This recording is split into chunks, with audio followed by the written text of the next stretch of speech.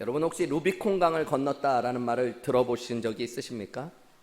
기원전 49년에 율리우스 시저 카이사르가 폼페이우스를 황제로 추대했던 원로원의 보수파에 반역하기 위해서 로마 영토 안에 있었던, 영토를 가르고 있었던 루비콘강을 병력을 데리고 무장한 채 건넜을 때 쓰여졌던 말입니다.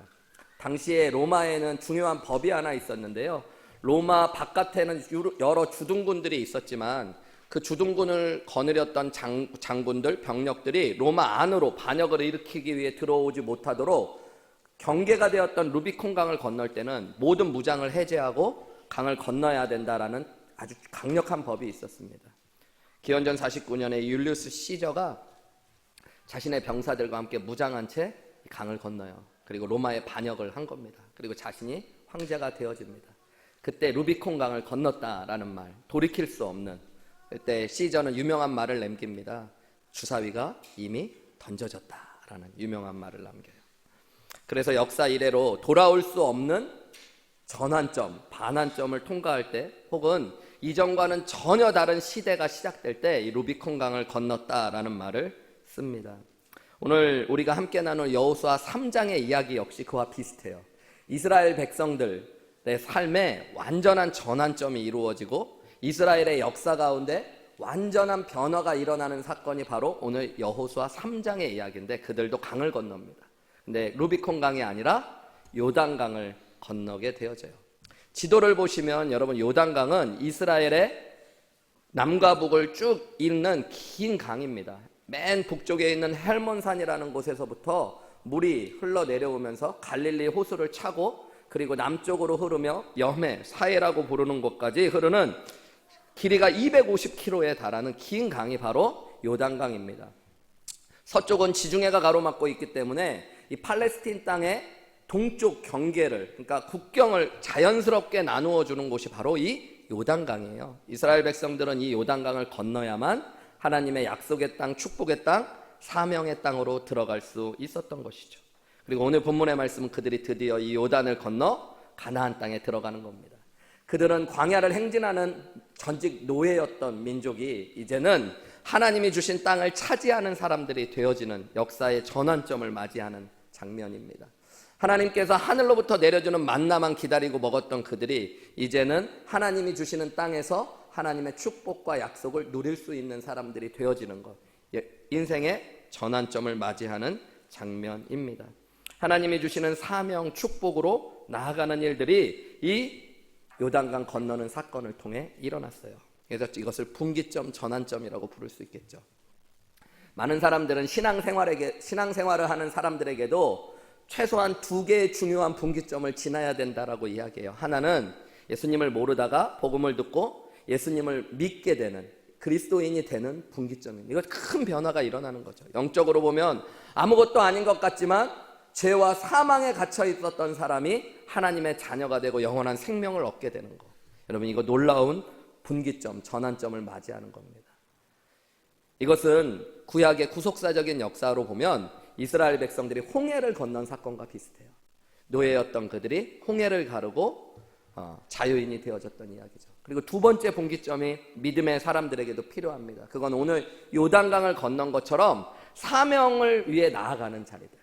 그냥 예수님 믿고 나서 광야를 왔다 갔다 행진하는 인생이 아니라 이제는 하나님께 쓰임받기 위하여, 하나님께서 내게 주신 약속과 축복을 내가 취하기 위하여 나아가는 인생의 분기점이 필요해요, 여러분. 그것이 오늘 요단강의 사건인 것입니다. 신앙이 없는 마음, 그리고 악한 영은 우리를 자꾸 편안하고 익숙한 곳에 머물라고 이야기합니다. 그러나 믿음은, 그리고 하나님께서는 하나님이 부르신 곳, 하나님이 역사하는 곳으로 우리를 나아가라고 말씀하고 계세요. 여기 계신 모든 분들이 이 신앙의 두 가지 분기점을 다 아름답게 맞이하시기를 주님의 이름으로 축복합니다. 아직 예수님을 만나지 못한 분은 예수님을 만나서 홍해를 건너듯이 그리스도인이 되시는 놀라운 축복을 경험하시기를 주님의 이름으로 축복합니다. 그리고 이미 예수님을 믿으신 분들은 이 땅의 삶만이 전부가 아니라, 내가 광야 같은 세상에서 그저 먹고 사는 문제에만 급급한 인생이 아니라 하나님이 내게 주신 사명이 있고 축복이 있고 약속이 있다는 것들을 알고 그것을 취하기 위해 발걸음을 내디디실 수 있는 인생의 두 번째 믿음의 큰 전환점을 통과하시는 은혜가 있으시기를 주님의 이름으로 축원합니다. 이 요단강은 오늘날 가면 수위가 많이 높지 않아요. 우기에 가도 이스라엘에서 요단강의 물은 막 넘치도록 흘러가지 않습니다. 제가 작년 3월에 성지순례를 갔을 때도 우기임에도 불구하고요, 이렇게 물이 아주 높지 않고 사람이 그냥 어떻게 보면 지나갈 수도 있을 만한 강 수위가 되어지는데요. 수천 년 전 요단강은 훨씬 더 물이 많았습니다. 오늘날 전 세계가 물 부족을 겪고 있잖아요. 훨씬 더 많았고요. 이 강은 보통 때는 깊이가 4, 5m가 되어지고 그리고 한 1.6km, 한 30m 정도의 폭을 유지하고 있는데 우기가 되고 장마철이 되면 여러분 깊이도 훨씬 더 깊어지고 폭은 1.6km에서 2km까지 넓어진다고 해요. 그러니까 아주 큰 강으로 변화되어지는 거예요. 오늘 말씀 15절에 보면 이스라엘 백성들이 요단강 앞에 섰을 때가 어떤 때인지를 소개하는데요. 15절에 보면 요단이 곡식 거두는 시기에는 항상 언덕에 물이 넘쳤다라고 이야기해요. 이때는 가장 우기 중에서도 물이 넘칠 때예요. 희한하죠. 하나님께서 왜 하필이면 이스라엘 백성들을 물이 좀 적을 때 그리고 건널 수 있을 만한 곳으로 인도하시면 좋을 텐데 언덕까지 물이 가득 차서 2km, 3km가 되는 넓이로 불어난 폭으로 늘어난 요단 앞에, 그것도 깊이가 10m 정도까지도 막 깊어져 있는 요단 앞에 이스라엘 200만의 사람들을 세워놓는 겁니다. 그리고 하나님이 그것을 건너라고 말씀하시고 건너서 가나안 땅으로 가라고 말씀하시는 거예요. 왜 그랬을까요, 여러분? 왜 그러셨을까요, 하나님이? 오늘 본문의 3장 말씀을 쭉 읽다 보면 하나님의 뜻이 나오는데요. 5절 말씀에 보면 여호수아가 또 백성에게 이르시되 너희는 자신을 성결하게 하라. 여호와께서 내일 너희 가운데 기이한 일을 행하시리라. 하나님께서 기이한 일을 행하시기 위해 그들을 이곳으로 인도하신 겁니다. 두 번째 이유도 있어요. 7절 말씀에 보면 여호와께서 여호수아에게 이르시되 내가 오늘부터 시작하여 너를 온 이스라엘의 목전에서 크게 하여 내가 모세와 함께 있었던 것 같이 너와 함께 있는 것을 그들이 알게 하리라. 여호수아가 지도자가 되기는 했지만 아직 이스라엘 백성들 사이에서 모세만큼 큰 사람으로 비춰지지는 않았어요. 근데 하나님께서 요단을 가르시는 일을 통해 여호수아에게 큰 리더십을 주시겠다고 말씀해요. 이스라엘이 강력한 리더십 가운데 강력한 민족이 되게 하시겠다는 겁니다. 세 번째 이유도 있습니다. 13절 말씀에 보면 온 땅에 주 여호와의 궤를 맨 제사장들의 발바닥이 요단 물을 밟고 멈추면 요단 물 곧 위에서부터 흘러내리는 물이 끓여지고 한 곳에 쌓일 것인데요. 죄송합니다. 10절 말씀입니다. 10절 말씀에 보면 또 말하되 살아계신 하나님이 너희 가운데에 계시사 가나안 족속과 헷 족속과 히위 족속과 브리스 족속과 기르가스 족속과 아모리 족속과 여부스 족속을 너희 앞에서 반드시 쫓아내실 줄을 이것으로 너희가 알게 되게 하시겠대요. 하나님께서 요단을 가르시는 사건을 통해서요, 이스라엘 백성들이 하나님이 그 가나안 땅을 이미 우리에게 주신 것들을 알게 할 더 큰 믿음을 주시겠다는 거예요. 여러분, 이것이 무엇을 상징할까요? 우리의 인생에도 마찬가지라는 거예요. 하나님 앞에 사명을 감당하기 위해 나아갈 때, 하나님의 약속과 축복을 취하기 위하여 더 성숙한 믿음으로 나아갈 때, 여러분, 우리의 믿음의 과정에 우리의 힘으로 해결하기 어려운 파도 같은 난관을 만날 수도 있습니다. 큰 문제 앞에 설 수도 있습니다. 그것은 하나님의 부르심이 맞다면, 우리가 하나님의 뜻을 따라가는 게 맞다면, 그것은 여러분 우리를 좌절시키고 낭망시키는 장애물이 아니라 하나님께서 우리의 믿음을 성숙하게 하시며 우리의 믿음을 디딤돌로 사용하셔서 축복의 땅, 사명의 땅, 약속의 땅에 서게 하시는 길이라는 것들을 여러분 믿으셔야 돼요. 하나님께서 그 어려운 문제를 통해 하나님의 능력을 보여주실 겁니다. 하나님께서 그 길을 통과하게 하셔서 우리를 더 강하게 하실 것들을 믿으셔야 돼요. 하나님께서 우리에게 더 큰 믿음을 주실 것들을 믿으셔야 되는 것입니다. 그래서 여러분, 사명의 길을 걷다 혹은 축복과 하나님의 약속을 바라보며 나아가다 요단강과 같이 내 힘으로 해결할 수 없는 것 같은 큰 문제를 만나시거든 좌절하고 낭망하고 불안해하지 마시고 하나님께서 큰 역사로 일하실 것을 믿습니다. 하나님이 나를 더 크게 세우시고 더 큰 믿음으로 인도하실 줄 믿습니다 라고 기도하시기 바랍니다. 그리고 기대하시기 바랍니다. 하나님이 이 위기를 기회로 바꾸실 줄 믿습니다. 제 힘으로 해결할 수 없는 이 시련을 통해 하나님의 지혜와 도움을 경험할 줄 믿습니다. 여러분, 이 믿음이 우리 안에 필요해요. 결국에 제일 중요한 건 내 힘으로 해결할 수 없는 문제를 만나고 그 문제를 지나가려면 여러분 하나님의 도우심이 필요하죠. 하나님의 역사가. 그러면 되는 거예요. 하나님이 일하시면 되는 거예요. 내 힘으로 해결할 수 없는 것, 여러분 그것을 알았으면 하나님이 일하시게 하면 되는 겁니다. 오늘 본문에도 보면 하나님이 일하셔요. 근데 하나님이 일하시기 전에 이스라엘 백성들에게 말씀하시는 세 가지가 오늘 본문에 나와요. 오늘 본문의 말씀을 살펴보면서 하나님의 위대한 역사가 내 삶에 요단을 가르는 것처럼 일어나기 위해서 하나님의 우리에게 먼저 요구하시는 세 가지가 무엇인가 살펴보고요. 그것을 통해서 내 삶에 일하실 하나님에 대한 기대가 회복되는 귀한 아침 되시기를 주님의 이름으로 축원합니다. 첫 번째로 여러분, 요단을 가르시는 하나님의 역사를 경험하려면 하나님을 따라 걸어가야 된다라는 것들을 이야기하고 있어요. 우리 3, 4절 말씀 소리내서 읽어볼까요? 3절과 4절입니다. 시작. 백성에게 제사장들이 너희 하나님 여호와의 언약궤 매는 것을 보거든 너희가 있는 곳을 떠나 그 뒤를 따르라. 그러나 너희와 그 사이 거리가 2000규빗쯤 되게 하고 그것에 가까이 하지는 말라. 그리하면 너희가 행할 길을 알리니 너희가 이전에 이 길을 지나보지 못하였음이니라 하니라. 아멘. 하나님께서 여호수아를 통해서 이스라엘 백성들에게 첫 번째 그 요단강을 가르고 건너게 하시기 전에 말씀하신 것이 있어요. 그게 뭐냐면 언약궤를 제사장들이 메고요 먼저 걸어가라는 것입니다. 그리고 이스라엘 백성들은 2000규빗을 떨어지래요. 원 규빗이, 규빗은 손끝에서부터 팔꿈치까지의 길이를 얘기해요. 사람마다 조금씩 다르죠. 그래서 45cm, 50cm인데 요즘은 45cm로 규빗을 측정하는데요. 2000규빗이면 얼마예요, 여러분? 45 곱하기 2000? 900m. 네. 1km 900m 정도. 다 문과 나오셔가지고 계산 잘 못하시죠?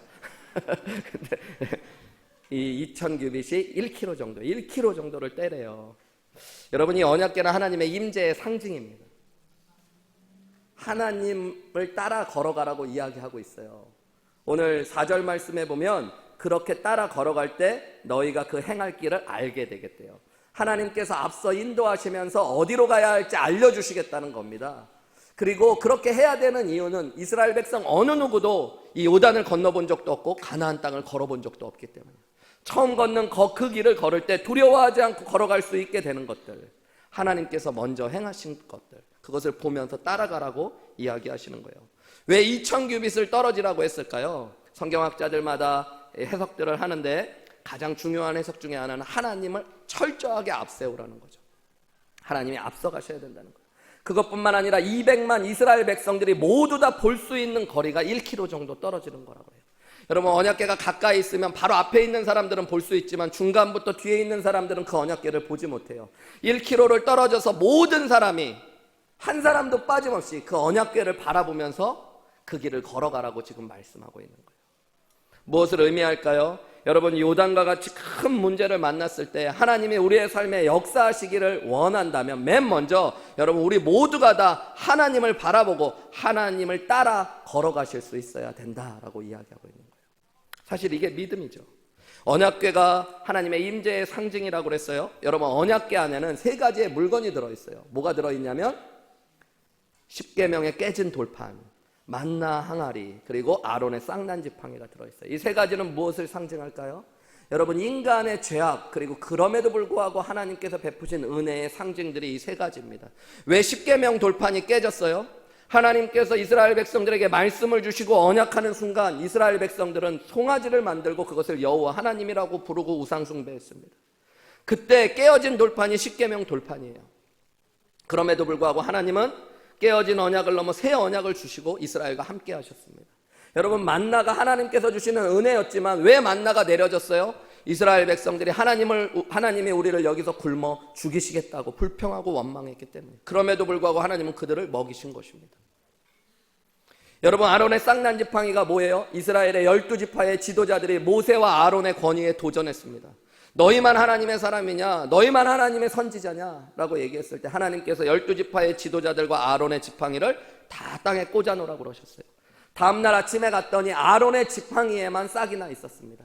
너희가 똑같은 사람처럼 보이지만 하나님이 쓰시는 사람의 권위에 도전하는 것, 그것이 너희의 죄고, 그럼에도 불구하고 하나님은 아론을 통해서 이스라엘을 이끌어 주시겠다고 약속하신 게 아론의 싹난 지팡이입니다. 인간의 죄악을 상징하고 있었던 이 법궤에는 뚜껑이 있어요. 여러분 사진을 보여드릴게요.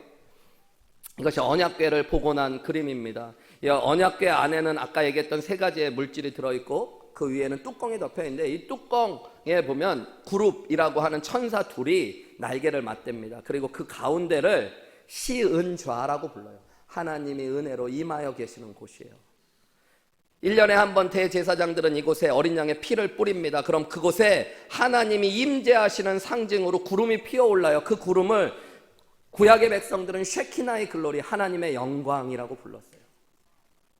무엇을 의미하는 걸까요? 죄악된 인간에게 어린 양의 피로 말미암아 하나님께서 우리의 죄를 보지 않고 어린 양의 피를 보시고 그 가운데 함께 하시는 상징이 바로 언약궤 안에 있었던 거예요. 여러분, 오늘 우리도 마찬가지죠. 예수 그리스도께서 이 땅에 오셨을 때 임마누엘이라 하라, 하나님이 우리와 함께 하신다고 말씀하셨어요. 예수님이 십자가에 못 박혀 죽으시고 남기신 말씀도 뭐예요? 볼지어다 내가 세상 끝날까지 너희와 항상 함께 있어요. 우리가 어떻게 하나님과 함께 할 수 있는 사람들이 되어집니까? 하나님의 임재를 경험할 수 있게 됩니까? 우리는 죄인이죠. 우리의 힘으로, 우리의 모습으로, 우리의 자격으로 하나님 앞에 나아갈 사람은 아무도 없어요. 어린 양 예수 그리스도의 보혈의 피를 힘입은 사람들마다 하나님께서 우리의 죄를 보지 않고 예수 그리스도의 보혈로 우리의 죄를 가리우시고 함께 하시는 은혜를 경험하게 되는 거예요. 그것이 이 언약궤 안에 있는 놀라운 상징입니다. 그것뿐만 아니라 이 언약궤 안에 있었던 세 가지의 물질은 또 나중에 보면 예수 그리스도 자신을 가리켜요. 만나는 생명이신 예수 그리스도, 십계명 돌파는 약속대로 오신 신실하신 그리스도이신 예수님, 그리고 아론의 쌍난 지팡이는 부활이신 예수님을 상징하기도 해요. 그러니까 예수님을 통해 우리는 하나님의 임재를 경험하죠. 어쨌든 깊은 이야기를 떠나서 이스라엘 백성들이 봤을 때 이 언약궤는 하나님 자신과 같고 하나님의 임재의 상징이에요. 그 언약궤가 앞에 간다는 건 하나님이 앞서 가신다는 것을 상징하고 그것을 바라보고 따라가라고 말씀하는 겁니다. 이스라엘 백성들은 처음 걷는 그 길, 요단과 같은 큰 문제, 자신의 힘으로 해결할 수 없는 난관 앞에서 하나님을 따라가야 된다라고 하나님 말씀하시는 거죠. 여러분, 오늘 우리도 마찬가지입니다. 믿음의 사람들이 하나님의 약속을 취하기 위하여, 축복을 취하기 위하여 사명의 길을 걸어갈 때 우리의 힘으로, 우리의 능력으로 해결할 수 없는 문제를 만날 때 있어요. 그때 여러분, 하나님을 바라보시고 하나님의 인도를 구하셔야 됩니다. 그때 우리는 하나님의 능력을 경험하게 되어져요. 너무 당연한 거 아니에요, 여러분? 내 힘으로 해결할 수 없는 문제를 어떻게 해결하려고 자꾸 애써요. 우리는 어리석게도 자꾸 그러잖아요. 안 되는 줄 알면서도 또 그러잖아요. 그게 아니라 여러분, 믿음의 사람이 뭐가 다른 거예요? 그때 하나님 앞에 무릎 꿇을 줄 아는 거예요. 하나님, 저는 모르겠습니다. 어디로 가야 될지 모릅니다. 하나님, 저는 제 힘으로 이것을 어떻게 해야 될지 모르겠습니다. 하나님이 해결해 주십시오. 제가 한우리교회 담임 목사를 하면서 우리 성도님들 조금씩 알아가는데요. 우리 교회 한 자매님 한 분이 이렇게 보니까 제가 매일 새벽 예배하는 가운데 보면 어떤 문제가 있으면 한 번씩 교회에 오셔서 시간을 정해놓고 기도를 하시는 것 같더라고요. 몇 주가 되기도 하고 며칠이 되기도 하고. 그러다가 문제가 해결되면 이제 또 기도를 멈추시기도 하고, 새벽 기도 나오는 걸 멈추고, 직장에 있고 여러 가지 일을 하니까 바쁘셔서 그런 것 같아요. 처음에는 몰랐는데 나중에 이제 교제하고 이야기를 하다 보니까 뭐 직장을 다니면서 몸이 많이 힘들고 어려웠을 때 하나님 앞에 기도했는데 하나님께서 또 새로운 사업의 길 같은 것들도 보여주시고 열어주시고, 또 새롭게 그 사업장을 열려고 그러는데 코로나로 힘들고 어려워서 여러 가지 난관을 만났을 때도 하나님 앞에 기도했더니 하나님께서 또 그 문제를 열어주시고. 근데 얼마 전에 그 자매가 또 나와서 기도를 하더라고요. 근데 며칠도 안 돼서 또 안 나오더라고요. 그래서 무슨 일이 있나 또 걱정도 되고 또 문제가 잘 해결됐나 그래갖고 이렇게 생각하고 있었는데 평일날 교회에서 만나게 됐어요, 우연히. 그래가지고 이런저런 얘기를 하다가 물어봤어요. 그때 뭐 기도할 거 있었냐, 그리고 무슨 일 있었냐. 그랬더니 이제 자매님이 이야기하시는 거예요. 코로나 기간이 끝나갈 때쯤에 가게가 사업을 시작하게 됐어요. 좋은 자리에서 좋게 가게를 열고 시작했는데 경기가 안 좋잖아요. 그러니까 손님도 그만큼 많이 안 오고 조금 고민이 됐던 것 같아요. 그렇게 해서 하나님 앞에 이제 기도하려고 무릎 꿇고 기도하는데 자기는 한 번도 생각하지 못했는데 기도 가운데 하나님이 뭐 서브리스 같은 것들 하면 어떤가, 그런 주면 어떤가, 그런 마음을 주셨대요. 가게에 앉아 있는데 어느 날 자기가 한 번도 본 적도 없고 알지도 못하는 미국 사람이 찾아와가지고 혹시 나 여기서 서브리스로 뭐 하면 안 되냐고 이야기를 하더니 자기 발로 찾아와가지고 아침에 하나님께서 그런 마음을 주셨대. 얘기해봤더니 사람도 참 좋은 사람 같아 보여서 또 직종도 비슷하면서 같이 겹치지 않아서 일을 줬는데 너무너무 조용하고 착하게 일을 너무 잘하면서 도움이 너무 많이 됐다는 거예요. 그리고 얼마 지나지 않아서 또 좋은 직장에서 한 이틀만 와서 일해주면 안 되냐고 그래서 그 모든 것들이 한 번에 이렇게 해결돼서 이제 기도 끝 얘기하는 거예요. 네.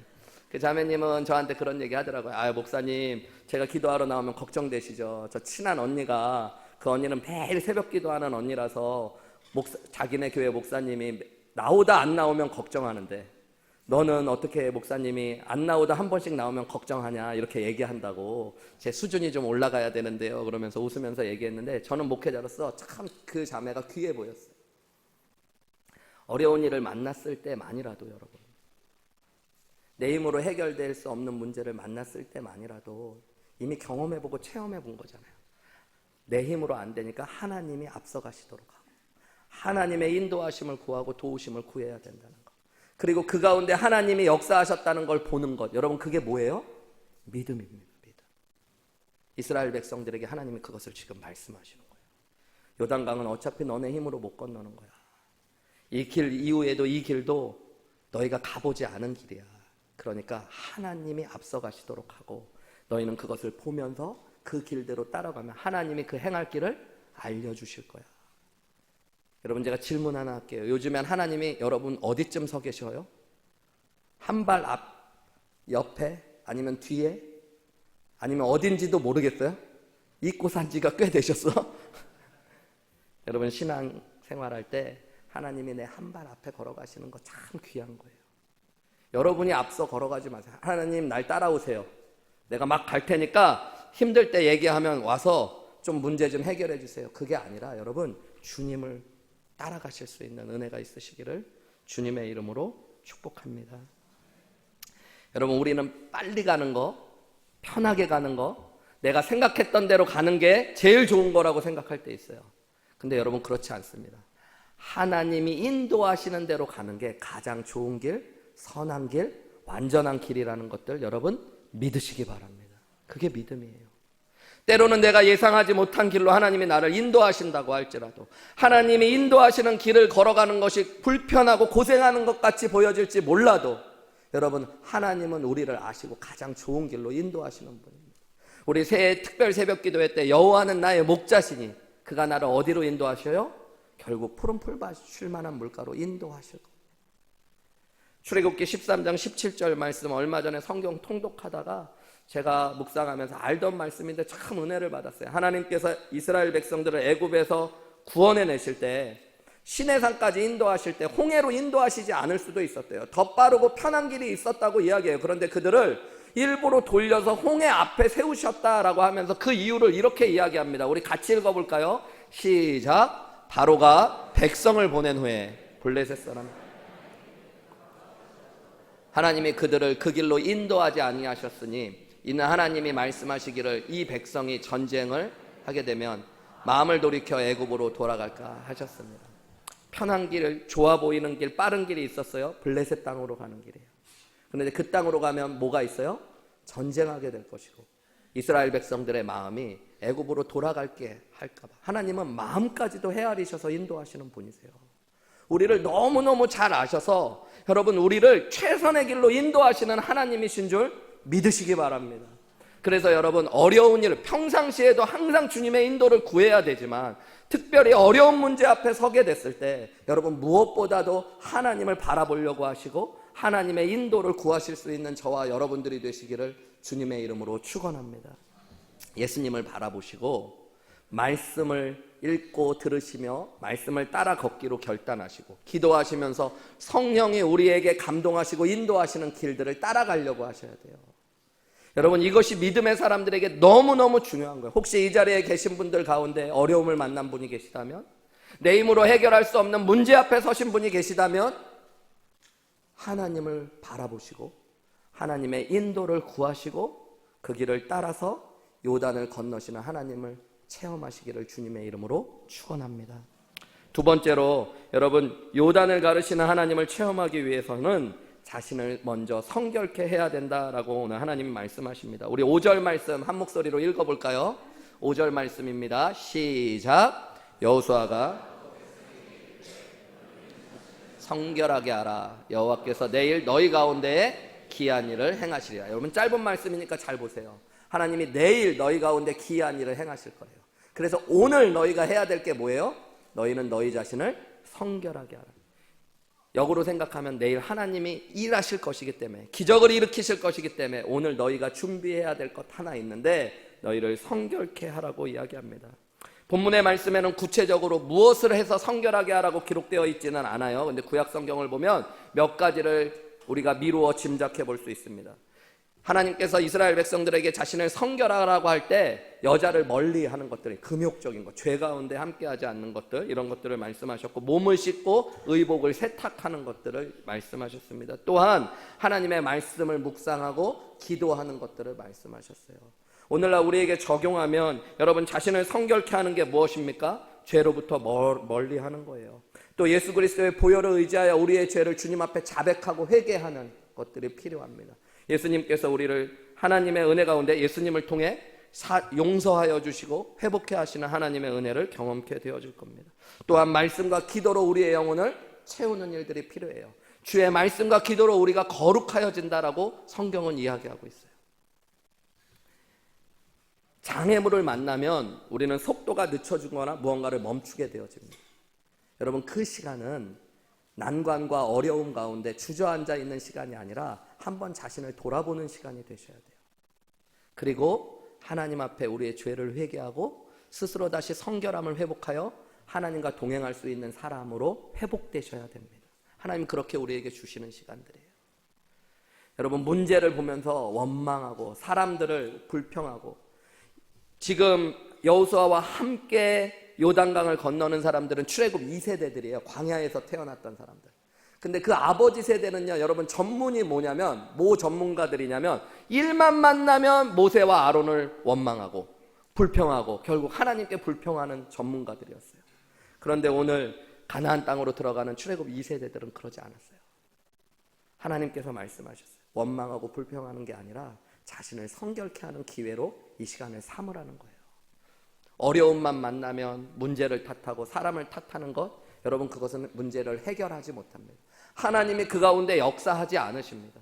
여러분, 그런 시간은 나를 돌아보고 나를 정결케 하고 성결케 하는 시간이라는 것들을 생각하셔야 돼요. 요단을 건너서 가나안 땅에 들어가면 물리적으로는 새로운 땅에 들어갈 수 있어요. 그런데 여러분, 진짜 새로운 삶은 나를 성결케 하는 데서부터 시작되는 겁니다. 하나님은 물리적으로만 가나안 땅에 들어가는 걸 원하지 않고 우리에게 진짜 새로운 삶을 허락하시기 원하세요. 내가 사명을 땅으로 간다고 내가 새로워지는 거 아니에요. 목사가 된다고 여러분 목사가 되는 게 아니에요. 말이 좀 어렵죠. 네. 내가 마음에서부터 성결함을 회복할 때 여러분, 내가 새로운 삶의 자리로 나아갈 수 있는 겁니다. 다 같이 얼마 전에 새해 맞이하셨죠? 네. 새해 다 맞이하셨던 거 아시죠? 오늘 다들 뭐 사고를 뚫고 35번 고속도로 통과하고 오신 분들은 지쳐서 그런지 이렇게 다들 피곤해서 눈을 반쯤 감으시고, 여러분, 새해가 시작됐으니까 다 새로워지셨나요? 어떻게 하면 새로워지는 거예요? 옛날 저희 어머님은 무조건 목욕탕에 가게 하셨어요. 새해 아침에는. 그래서 그날만은 돈 주고 때밀라고 그러셨어요. 깨끗하게 몸을 새롭게 해라. 그런다고 또 새로워지겠습니까, 여러분? 아프기나 하지. 진짜 새로워지는 건 우리의 마음을 새롭게 하는 것들. 우리의 죄를 하나님 앞에 고백하고 죄를 멀리하고 여러분 성결하게 될 때 우리의 마음과 몸이 새로워지고 우리의 삶도 새롭게 되는 하나님의 은혜를 경험할 줄 믿습니다. 여러분, 그것이 요단을 가르기 위한 중요한 키예요. 왜냐하면 하나님의 역사는 여러분 우리의 죄를 통해 가로막혀 있다는 것들 기억하셔야 돼요. 이사야서의 말씀에 나오죠. 하나님의 팔이 짧아서 능력이 없어서 우리를 구원하지 못하시는 게 아니에요. 여러분의 문제 가운데 하나님이 여러분을 건지지 못하는 이유가 하나님의 능력이 짧아서가 아니에요. 여러분의 기도에 하나님이 응답하지 못하는 게 하나님의 귀가 어두워서 그런 것이 아니라고 말씀하죠. 무엇 때문이래요? 너희의 죄악이 하나님과 너희 사이를 가리웠다라고. 무슨 얘기예요? 죄를 치울 때 여러분 우리는 하나님의 능력과 하나님의 응답을 경험할 수 있다라는 거예요. 어떻게 하면 죄를 씻을 수 있습니까? 우리의 힘으로 되어지지 않죠. 그런데 여러분 감사한 것, 예수님께서 이미 우리의 죄를 대신해서 십자가에 못 박혀 죽으셨습니다. 그래서 이제 예수님을 나의 구원자여 주님으로 믿는 사람은 만일 누구든지 자기 죄를 고백하면 어떻게 하세요? 저는 미쁘시고 의로우사 우리 죄를 사하시며 모든 불의에서 우리를 깨끗게 하실 줄 믿습니다. 여러분 이게 은혜예요. 아유, 회개만 하면 다 돼? 죄를 안 지어야지. 맞아요. 그런데 여러분 사람은 죄를 안 지을 수 없어요. 세상을 살아가며 우리가 때를 묻힐 수밖에 없는 존재예요. 그래서 더 중요한 건 여러분 날마다 예수님의 보혈을 의지하여 하나님 앞에 회개의 자리로 나아가시는 것이 중요합니다. 안 더럽혀지는 것도 중요하지만 자주 씻는 것이 중요한 거예요. 여러분, 회개기도 언제 하셨어요? 여러분, 기억도 안 나시는 분들, 씻은 지 한참 되신 분들입니다. 그래도 나름 목사님 더러운 거 안 묻히고 죄 안 지으려고 살았으니까 깨끗할 겁니다. 그거는 한 3달 안 씻었어도 목사님 별로 더러운 거 안 했으니까 깨끗합니다. 비슷한 거예요. 날마다 주님 앞에 나아가. 주님, 제가 제 입술로, 마음으로, 생각으로, 행동으로 범한 죄들이 참 많습니다. 그러나 예수님께서 나의 죄를 위해 죽으신 것들을 믿습니다. 주님 앞에 나의 성결함을 회복하기 원합니다. 용서하여 주옵소서. 주님, 말씀과 기도 앞에 다시 서기를 원합니다. 여러분, 그럴 때 예수님께서 우리를 깨끗하게 씻어주시고 성결하게 하실 줄 믿습니다. 그게 하나님이 역사하시고 쓰실 수 있는 그릇이 되는 거예요. 디모데후서 2장 20절에서 21절에 보면 사도 바울은 후배 목회자였던 디모데에게 이런 이야기를 합니다. 큰 집에는 금그릇과 은그릇뿐 아니라 나무그릇과 질그릇도 있어 귀하게 쓰는 것도 있고 천하게 쓰는 것도 있나니 그러므로 누구든지 이런 것에서 자기를 깨끗하게 하면 귀히 쓰는 그릇이 되어 거룩하고 주인의 쓰심에 합당하며 모든 선한 일에 준비함이 되리라. 여러분, 무슨 말씀이에요? 이 땅의 사람들 금처럼 귀한 사람 있을 수 있습니다. 더 배운 사람, 더 가진 사람, 여러분 외모로 보아도 더 멋지고 예쁜 사람 있을 수 있습니다. 근데 하나님은 그런 것에 취하여 주시는 분이야. 하나님이 역사하시고 하나님이 함께 하시고 하나님이 쓰시는 사람은 어떤 사람이래요, 여러분? 깨끗한 사람이에요. 여러분, 내가 하나님께 쓰임받기 위해 더 배워야지 중요합니다. 하나님께 쓰임받기 위해 더 돈 열심히 벌어야지. 하나님께 쓰임받기 위해 더 준비돼야지. 근데 여러분, 어떻게 준비되는 것이 가장 중요한 거냐면 깨끗하게 준비되시는 것이 가장 중요한 줄 믿으시기 바랍니다. 그때 하나님이 우리를 쓰시고 우리 가운데 역사하시는 거예요. 여러분, 새해에 우리 사랑하는 한우리교회가 성결의 능력을 회복하기를 주님의 이름으로 축원합니다. 여러분 가운데 여러분의 가정이 성결의 능력을 회복하시기를 주님의 이름으로 축복합니다. 죄를 고백하시고 하나님 안에서 죄가 끊어지고 회개하고 하나님의 말씀과 기도로 충만케 되어지는 성결의 은혜가 여러분 가운데 임하여 하나님의 역사가 여러분의 삶 가운데 충만하게 임하시기를 주님의 이름으로 축원합니다. 마지막 3번째로 요단을 가르는 하나님의 역사는 여러분 믿음으로 순종의 발걸음을 내디딜 때 일어났다는 걸 기억하셔야 됩니다. 13절 말씀 우리 같이 읽어볼까요? 13절 말씀입니다. 시작. 온 땅에 주 여호와의 궤를 맨 제사장들 밟고 멈추면 요단물 곧 위에서부터 흘러내리던 물이 끊어지고 한 곳에 쌓여 서리라. 하나님의 말씀을 듣고 여호수아가 제사장들에게 한 말이에요. 너희가 요단의 물을 밟으면서 걸어가서 그 요단 물강 가운데 서게 되면 물이 멈출 거라고 이야기하고 있는 겁니다. 본문의 말씀에 보면 요단이 갈라진 곳을 밟는 게 아니라 물을 밟아야 된다는 것들을 강조하고 있어요. 14절부터 일어났던 일들을 제가 17절까지 빠르게 읽어볼게요. 여러분 함께 보세요. 백성이 요단을 이제 진짜 건너려고 합니다. 그래서 자기들의 장막을 떠납니다. 제사장들은 언약궤를 메고 백성 앞에서 나아갑니다. 이해가 되시죠? 15절에 보면 요단이 곡식 거두는 시기였기 때문에 언덕까지 넘치는 시기였어요. 궤를 맨 제사장들이 요단강에 이릅니다. 그리고 궤를 맨 제사장들의 발이 어디에 잠겼대요? 물에 잠겼다고 합니다. 물속으로 푹 들어갔다는 것들을 원어적으로 의미해요. 그리고 나서 그 후에 위에서부터 흘러내리던 물이 그치기 시작합니다. 사르단에서 가까운 매우 멀리 있는 아담 성읍 변두리에 일어나 한 곳에 쌓이기 시작해요. 먼 곳에서부터 물이 멈췄기 때문에 있었던 물은 천천히 줄어든 거예요, 여러분. 그럼에도 불구하고 제사장들은 그 가운데로 들어간 것입니다. 아라바의 바다 여매로 향하여 흘러가는 물이 나중에 온전히 끊어짐에 백성이 여리고 앞으로 건너갔대요. 여호와의 언약궤를 맨 제사장들은 온 요단강이 마른 땅에 굳게 섰고 온 백성들이 요단을 건너가기를 마칠 때까지 모든 이스라엘은 그 마른 땅으로 건너가게 되었을 때까지 그 강에 서 있었다는 게 오늘 본문의 말씀입니다. 이 홍해의 사건, 홍해를 갈랐던 사건과 요단강의 사건은 많이 비교되어야 되는 사건이에요. 시기적으로도 거의 같은 시기에 일어난 일들입니다. 홍해를 가른 사건과 요단강을 건넌 사건에 가장 큰 차이가 있어요.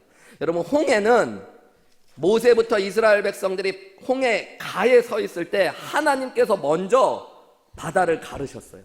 그걸 보고 이스라엘 백성들이 홍해를 건넜어요. 근데 요단강은 그렇지 않았어요. 아직 갈라지지도 않고 아무 일도 일어나지 않은 요단강에 제사장들이 언약궤를 메고 발을 밟고 그곳으로 들어갔습니다. 물이 조금씩 줄어들었으니까, 여러분 한 번에 쑥쑥 줄어들었으면 다행일 텐데 큰 강에서 물이 조금씩 줄어들어서 그들은 내가 이러다 빠져 죽는 거 아닐까 하면서 푹푹 빠지는 그 강을 걸어가면서 언약궤를 메고 가운데로 들어간 거예요. 나중에 한가운데 갔더니 물이 멈춰졌어요. 그리고 온 이스라엘 백성들이 수시간에 걸쳐서 건널 때까지 그 강 위에 서 있었던 것, 이것이 큰 차이예요. 처음 예수님을 믿을 때는 여러분, 하나님께서 먼저 일하시고 기적을 보여주시고 우리에게 믿음을 주시려고 그 길을 따라 걸어가게 하실 때가 많이 있습니다. 근데 이제 성숙의 믿음을 경험하고 여러분 사명과 하나님의 약속과 축복을 누리고 취할 정도의 단계에 이르시면 기억하셔야 될 게 있어요. 하나님이 때로는 우리에게 갈라지지 않은 요단을 먼저 밟으라고 하실 때가 있어요. 그것을 밟을 때 기적이 임하는 역사를 보여주실 때가 있는 거예요. 여러분, 그게 믿음을 주시는 단계를 넘어 내가 믿음으로 일하는 때가 되었다는 것들을 보여주는 거예요. 믿음이라는 게 뭡니까, 여러분? 다 갈라진 홍해를 건너는 게 무슨 믿음이 필요해요? 그죠, 여러분? 그건 아무 믿음이 필요 없어요. 여러분, 진짜 믿는다는 건 뭐예요?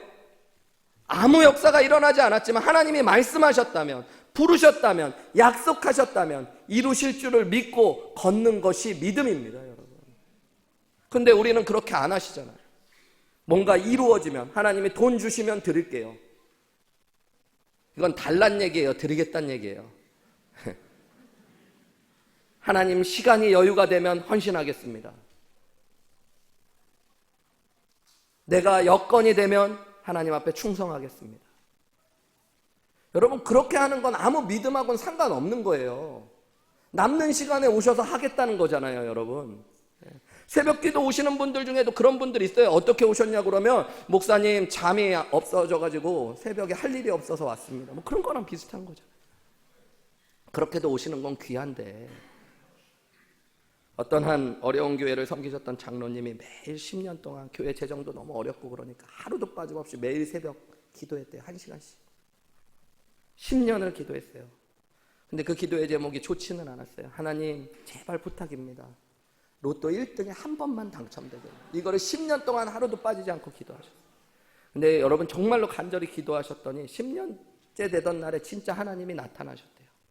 그리고 하나님이 이렇게 말씀하셨대요. 나도 부탁 하나만 하면 안 되겠니?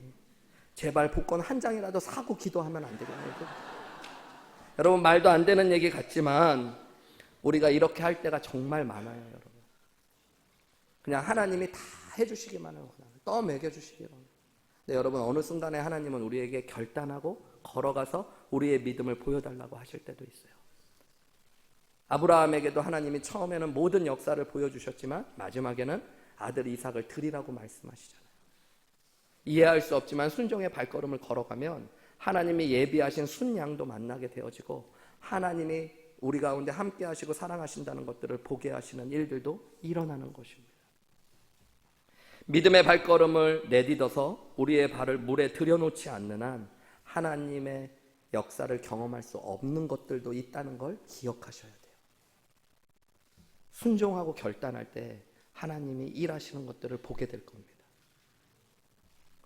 어저께 여호수아 3장 말씀 먼저 이렇게 나누고 목회자들 회의 때 먼저 은혜들 나누고 목장 모임 하듯이 기도 제목 나누고 하는 시간들이 있거든요. 그때 우리 목사님들이 다 이 세 번째 말씀에 다 공감하더라고요. 목사님들은 일단 목회자가 되기 위한 전환점들을 경험해 본 사람들이잖아요. 우리 교회 목회자들도 대부분이요, 저도 그렇지만 원래부터 학부 때 신학교 나온 분들이 아니라 다 일반대에 나오신 분들이 많고 또 직장 다니다 오신 분들도 많아요. 저도 그랬지만 많은 목회자들이 신학교에 부르심은 있는데 주저하는 마음들이 있었어요. 부모님의 반대가 없어지면 신학교 가고 싶다. 또 자녀들과 아이들 안에 먹고 살 것들이 좀 해결되면 신학교 갔으면 좋겠다. 그렇게 하다 시간을 한참 보내고 결국에 깨달은 거, 하나님께서 순종의 발걸음을 내딛으면 역사하실 것들이 믿어지고 걸었더니 하나님이 그때부터 가족들의 마음도 돌이켜주시고 또 하나님께서 우리 경제적인 상황들도 하루하루 먹이시면서 일용할 양식으로 채우시는 것들을 경험하고, 그래서 목사님들이 다 똑같이 얘기한 게 맞습니다. 목사님, 결단의 걸음을 걸을 때마다, 유학을 올 때도 결단했을 거 아니에요. 하나님께서 여건을 다 만들어주시면 미국 가고 싶습니다. 여러분, 하나님이 여건이든 여권이든 만들어주시는 분이 아니고 우리가 믿음으로 발걸음을 내딛으면 여러분 이 땅에서 인도하시고 기적 같은 은혜를 행하시는 거예요. 이번 주에 어떤 성도님 만났더니 그래도 우리 교회에서 이렇게 신앙생활 하시는 성도님 중에 제가 알기로는 돈 좀 버시는 분이세요. 그런데 그분이 그러시더라고요. 한 20 몇 년 전에 200불 가지고 볼티모어 항구에 미국에 처음 들어왔었는데 여러 가지 어렵고 힘든 상황들을 쭉 얘기하시더라고요. 참 고생하셨더라고요. 근데 하나님이 어떻게 인도해서 여기까지 인도해 주셨다는 게 답이에요. 우리 모두 다 그렇잖아요, 여러분. 이곳에 발을 내딛었을 때 하나님께서 이곳에서 인도하시고 축복하시고 함께 하신 것들을 경험케 하신 거죠. 하나님께서 여러분의 삶에 먼저 내딛어야 되는 결단의 발걸음, 순종의 발걸음을 요구하실 때 여러분 주저하지 마시기를 주님의 이름으로 축복합니다. 여러분 드려보세요. 발걸음을 내디뎌보세요. 하나님께서 요단의 물을 멈추게 하신 것처럼, 그래서 마른 땅으로 온 이스라엘을 걷게 하신 것처럼 여러분의 삶의 문제를 해결해내시고 놀라운 축복으로 함께 하시고 살아계시는 은혜를 경험케 하실 줄 믿습니다. 말씀을 마치면서요, 여러분, 성도가 이 땅에서의 삶을 마치고 죽음을 통과해서 천국에 갈 때 우리는 요단강을 건너간다는 얘기를 많이 하죠. 여러분, 그게 되게 의미 있는 이야기인 것입니다. 왜냐하면 성도가 결국에 들어가게 될 약속의 땅, 축복의 땅이 뭐예요? 하나님 나라잖아요, 여러분. 그러니까 결국에 우리가 요단강을 건너가서 사명의 땅, 약속의 땅, 축복의 땅에 최종적으로 서는 게 이 땅의 삶을 마치고 천국에 들어가는 거예요. 그런데 그냥 들어가는 게 아니라 죽음을 통과해야 돼요. 하나님의 심판과 보좌를 통과해야 됩니다. 그런데 우리 누구도, 인간 누구도 우리의 힘으로 그곳을 건너 천국에 들어갈 수 있는 사람은 없어요. 요단을 우리의 힘으로 스스로 건널 수 없듯이 여러분, 우리의 힘으로 천국에 들어갈 수 있는 사람은 아무도 없어요.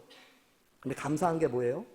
예수님께서, 언약궤가 먼저 그 길을 걸어가셨듯이 예수님께서 먼저 죽음을 길을 넘어 십자가에 못 박혀 여러분 죽으심으로 구원의 문을 여신 겁니다. 우리가 이 땅에 죽음을 마치고 하나님 나라로 나아갈 때 보게 될 거예요. 죽음의 권세를 깨트리고 여전히 죽음 한가운데 쓰셔서 죽음도 심판도 멸망도 절대 우리를 해하지 못하게, 우리를 마른 땅을 밟아 하나님 나라에 들어가게 하시는 예수 그리스도를 통한 하나님의 놀라운 능력을 분명히 보고 경험케 되어질 겁니다. 여러분, 그렇게 하나님이 우리를 인도하실 터인데 이 땅에서 만나는 그보다 작은 요단강 하나님께서 우리에게 건너지 못하게 하실 이유가 무엇이겠습니까? 주저앉아 있으며 하나님이 그곳에서는 역사하지 않는다라고 생각할 이유가 어디에 있겠습니까? 마지막 날 예수 그리스도의 십자가의 공로로 말미암아 말씀을 따라 걸어가고 예수님을 나의 구원자여 주님으로 결단으로 영접하며 자신을 회개하며 예수 믿은 자들이 예수 그리스도를 통해 요단강을 건너 천국에 들어가듯이 오늘 이 땅에서도 하나님을 따라 살기로 결심하고 주님의 인도하심을 따라 걸어가며 자신을 날마다 회개하고 성결케 하며 순종의 발걸음을 한 걸음 한 걸음 내딛는 저와 여러분을 통해 하나님께서 오늘도 요단을 갈라내시고 마른 땅처럼 그 문제를 지나 사명의 자리, 약속의 자리, 축복의 자리에 우리를 세우실 줄 분명히 믿습니다. 우리 이 시간에 함께 기도하셨으면 좋겠어요. 죄로 죽을 수밖에 없었던 저와 여러분을 예수님의 십자가의 은혜로 죽음과 저주와 심판 가운데, 멸망 가운데 구원하신 하나님께서 오늘 우리의 삶에 만나게 되는 요단강과 같은 큰 문제들, 역경들, 고난 앞에서 포기하지 않게 하시고 축복하셔서 문제를 해결하시고 다시 사명의 자리, 약속의 자리, 축복의 자리에 세우실 것들을 믿으시기 바랍니다. 문제 앞에 주저앉아 있지 마시고 여러분 다시 하나님을 바라보시고 하나님 따라가기로 결단하십시오. 하나님의 인도하심을 구하십시오.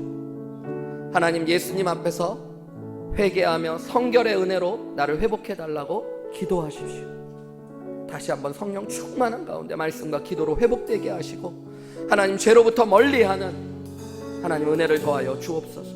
무엇보다도 하나님 먼저 결단하며 걸어가기를 원합니다. 순종의 발걸음을 내딛기 원합니다.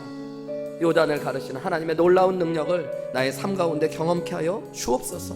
우리 이렇게 한 목소리로 기도하며 나아가시겠습니다. 기도하시겠습니다.